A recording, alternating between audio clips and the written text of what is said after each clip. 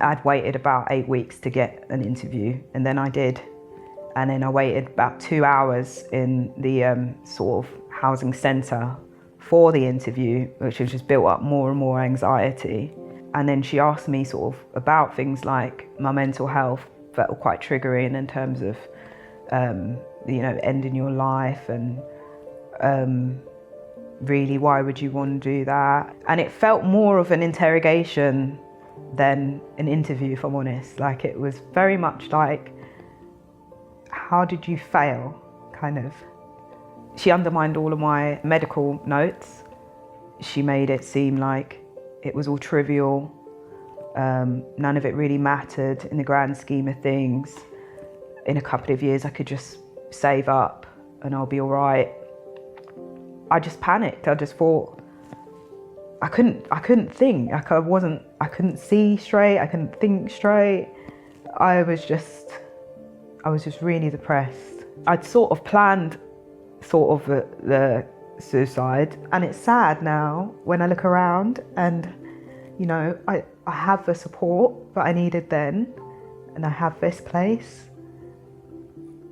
That's hard, kind of, to see that I might not have got here. The very best thing is it's secure. This place is my rehab. This place is like my little recovery nest.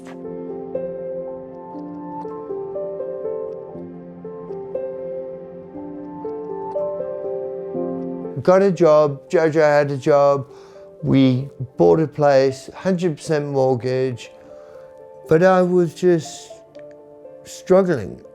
I didn't know what it was. I managed a showroom in Mayfair and it was overwhelming.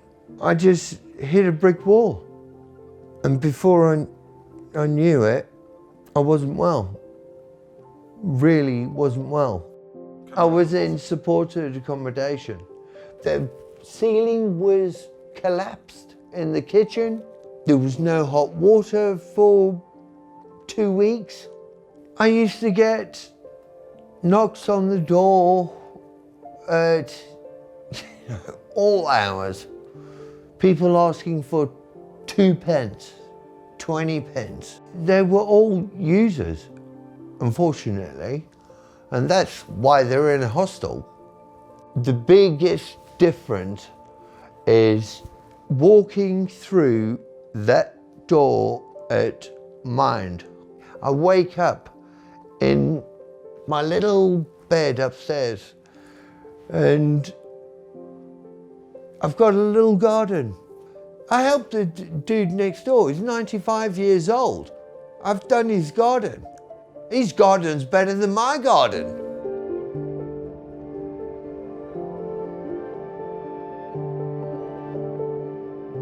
They just literally knocked on the door at 7 in the morning, and I wasn't well. I mean, for me in the morning, because I take medication, it's really horrible.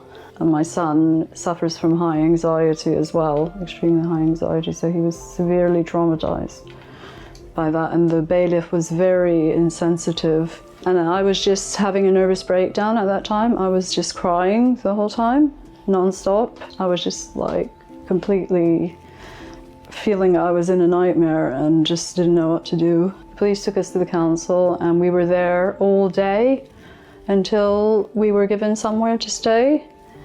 And my son had to literally take me to the hospital, walk me to the hospital in that state.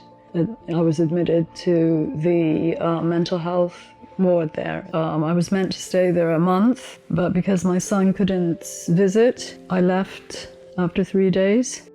So we had to share a bedroom.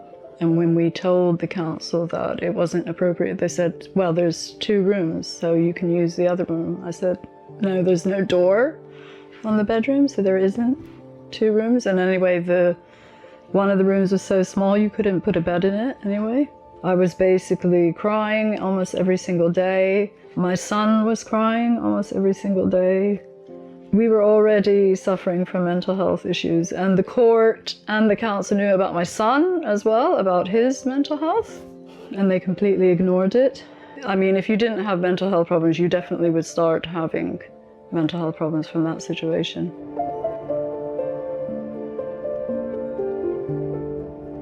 If people can't articulate answers to certain questions or becoming agitated because of that process, then people need to understand that and how to deal with that and manage that in that moment so that people can get through the assessment and have every opportunity to have a roof over their head.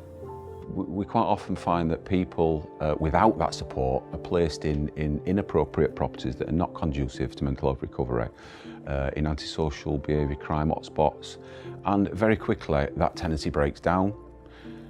They then leave the property, they then present at the local authority, they're then labelled as intentionally homeless and have to start the process again. We've had situations where people have been almost threatened that if you don't take this, then you're off the priority and you're back on the general 15-year housing waiting list.